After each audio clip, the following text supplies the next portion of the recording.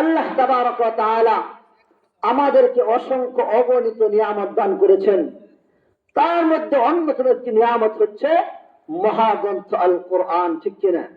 জোরে কথা বলেন, ঠিক কিনা?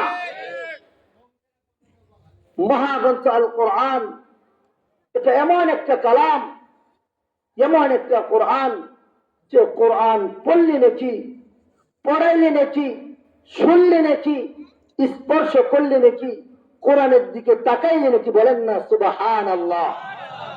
এজন্য ওলামায়ে কেরাম লিখেছেন, দুনিয়াতে এমন কতিপয় বস্তু রয়েছে যেগুলোর মজা কখনো শেষ হয় না, যেগুলোর মজা কখনো কি হয় না, শেষ হয় না। তার মধ্যে একটি হচ্ছে আকাশ।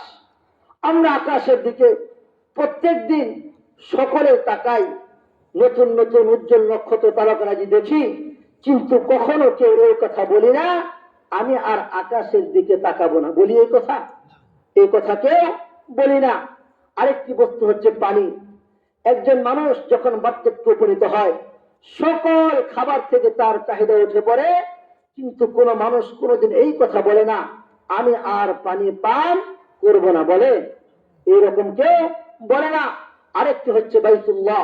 বাইতুল্লাহর জিয়ারত যারা করতে পেরেছে তারা একমাত্র মজা অনুধাবন করতে পারে যে বাইতুল্লাহর জিয়ারতের কি মজা।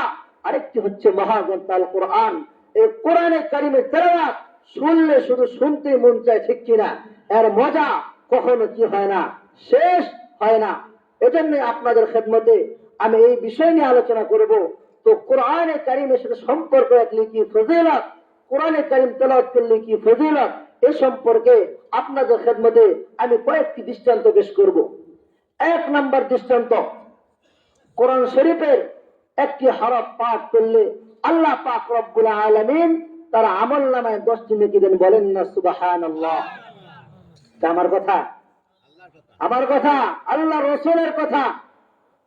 عن ابن مسعود رضي الله تعالى عنه قال قال رسول الله صلى الله عليه وسلم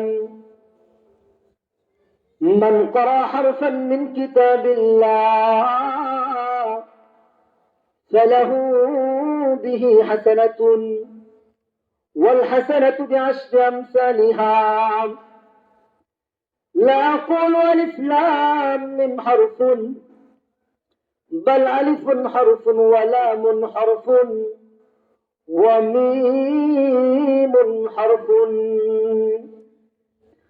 رسول الكريم صلى الله عليه وسلم বলেন, মান قرأ حرفا من كتاب الله, যে ব্যক্তি কোরআনের পাক থেকে একটি হরফ তেলাওয়াত করবে, ফালাহু বিহি হাসানাতুন, আল্লাহ পাক রব্বুল আলামিন তার আমলনামায় একটি নেকি দিবেন। বলেন না সুবহানাল্লাহ। ওয়াল হাসানাতু বিআশরি আমসালিহা, একটি নেকি 10টি নেকির সমতুল্য। বলেন না সুবহানাল্লাহ।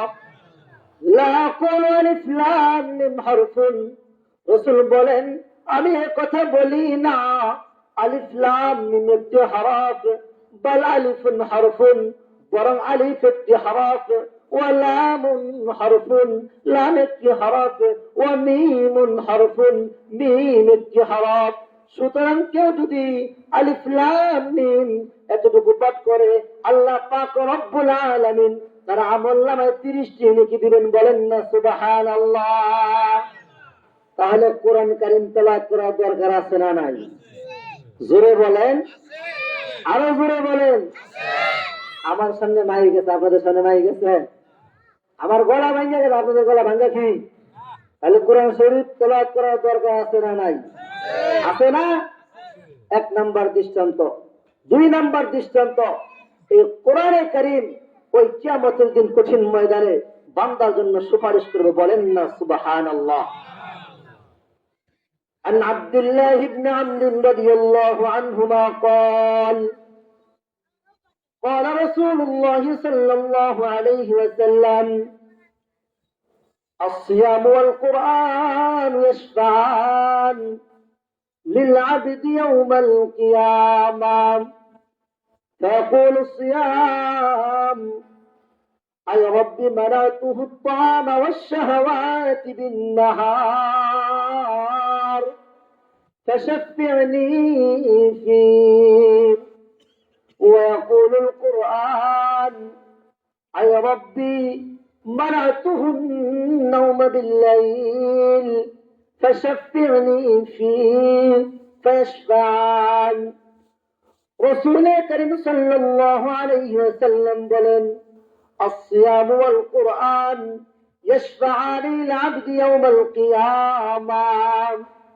রসুল বলেন রোজা এবং কোরআন কিয়ামতের দিন সুপারিশ করবেন।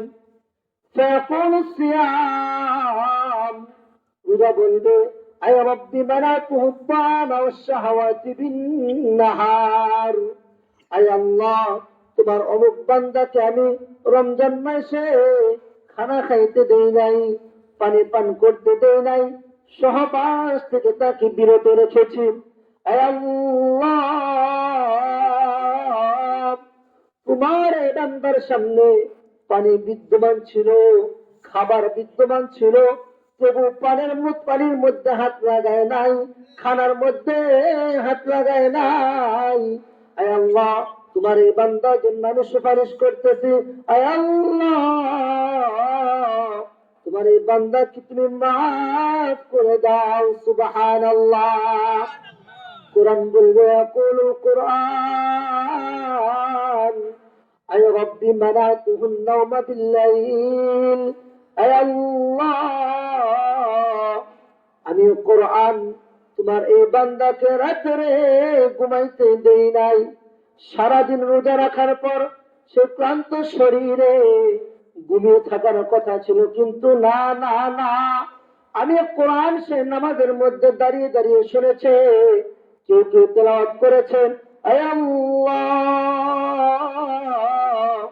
দুনিয়ার কোন উদ্দেশ্যে তোমার এই বান্দা